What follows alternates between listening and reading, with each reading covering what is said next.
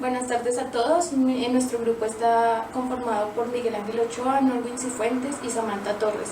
El tema que nos correspondió es nomenclatura de compuestos de coordinación en la historia.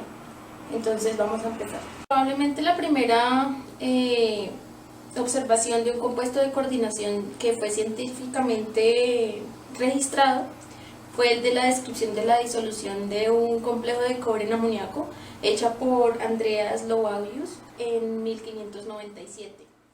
Otro probable compuesto conocido principalmente fue el azul de Prusia, que fue obtenido por Henry Diesbach, que era un pintor, más o menos en 1704. Este descubrimiento fue accidental, ya que se obtiene como subproducto al calentar sosa y desechos animales en una vasija de hierro. 30 años después del descubrimiento del azul de Prusia, Carl Wilhelm aisló de este compuesto de ácido el ácido prúsico, en donde describió algunas de sus propiedades como el olor, el sabor, logrando sobrevivir a este tipo de descripciones, ya que lo hacía él mismo. Otro ejemplo temprano de estos compuestos es el uso del hexacloroplatinato en 1760 para refinar el platino. Sin embargo, si nos limitáramos a hablar solo de los compuestos de cobalto con aminas, esta prioridad se le podría atribuir al ciudadano Tasager.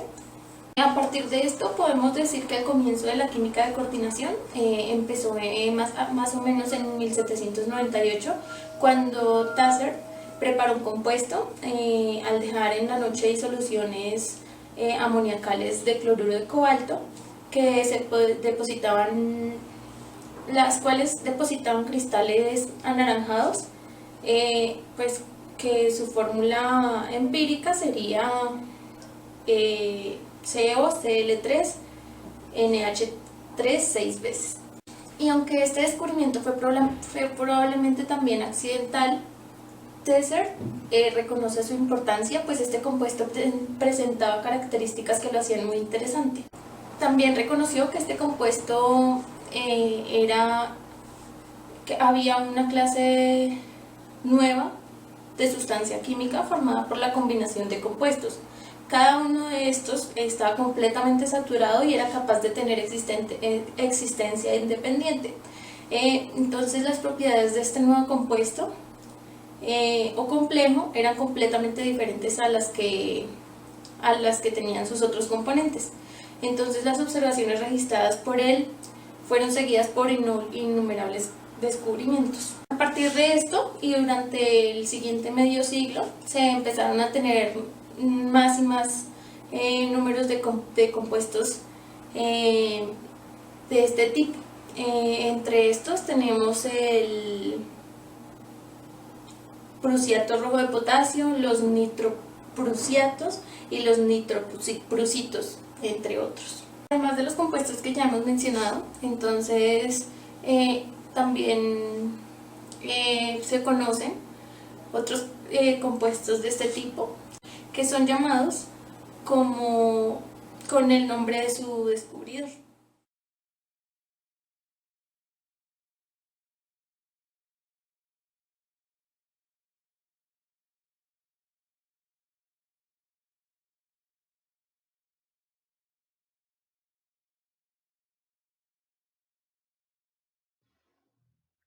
Bueno, siguiendo con la nomenclatura de los compuestos de coordinación, sus inicios, eh, nombraremos algunas sales que a partir de la mitad del siglo XVIII se nombraron por el nombre del científico que les descubrió, como por ejemplo la sal de Morland, la sal de Peyronie, sal de Recoura, sal de Banquelin.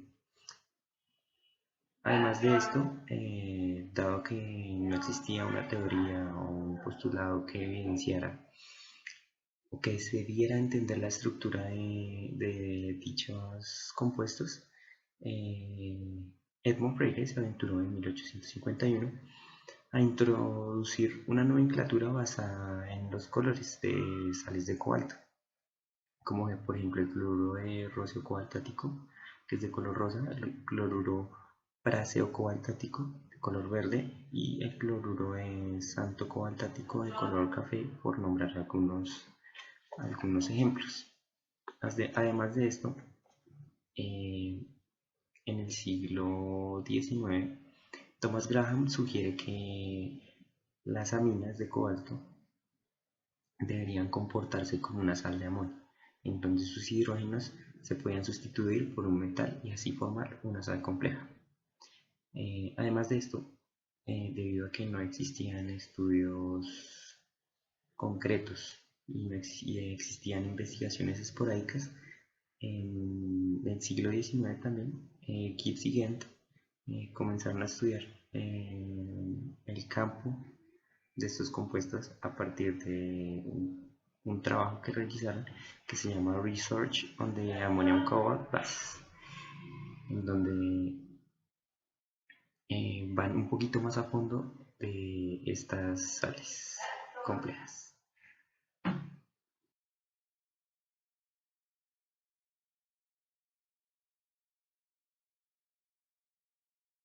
Ahora bien, el impulsor para desentrañar estos problemas estructurales de los compuestos de coordinación en esa época viene al final de las ideas de la naturaleza eléctrica de la materia de Jöns Berzelius en 1841. Poco después se trató de explicar el comportamiento de los compuestos de cobalto a partir de un paralelo del modelo de compuestos orgánicos, en donde se evidencia una configuración espacial de dichas sales como si fueran compuestos orgánicos. Esta idea viene de Bohlström, que propone que las aminas complejas de cobalto y de platino se disponen estructuralmente de la siguiente manera.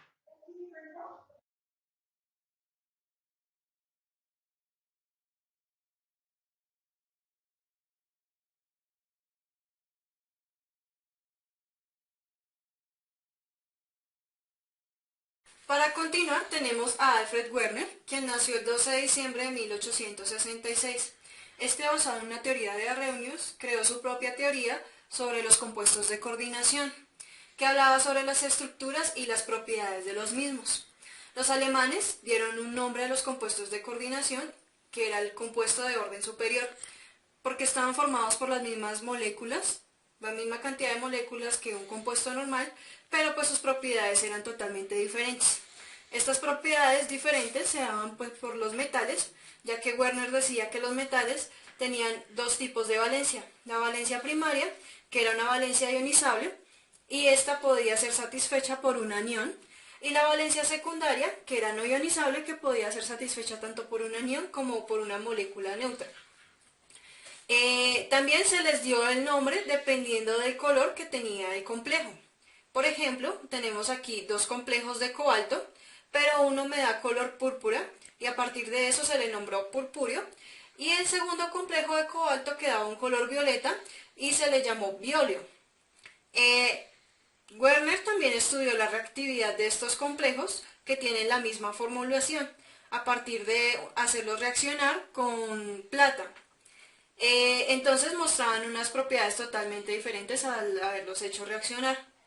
Después también Werner estudió la conductividad de los complejos de coordinación y a partir de ella pues estudió creó una nueva formulación.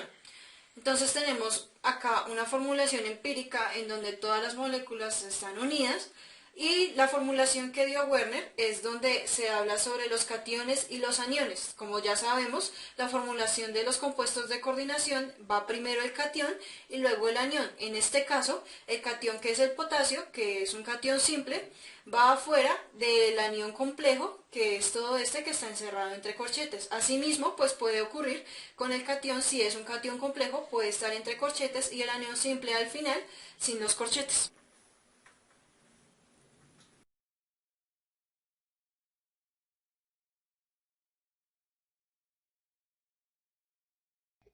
Y por último, lo que hizo Werner fue que después de varios experimentos que él realizó, él concluye que el número y tipo de moléculas en la estructura secundaria obtienen un número específico de isómeros y estaba asociada a la valencia secundaria. Como mi compañera Samantha ya dijo, pues la valencia secundaria es lo que conocemos ahorita como el índice de coordinación. Y esto lo logró presentando varias propuestas estructurales y analizando el número de isómeros posibles para diferentes arreglos con cada combinación de moléculas en la valencia secundaria. Por lo menos acá tenemos un ejemplo de cuando la valencia secundaria es 6.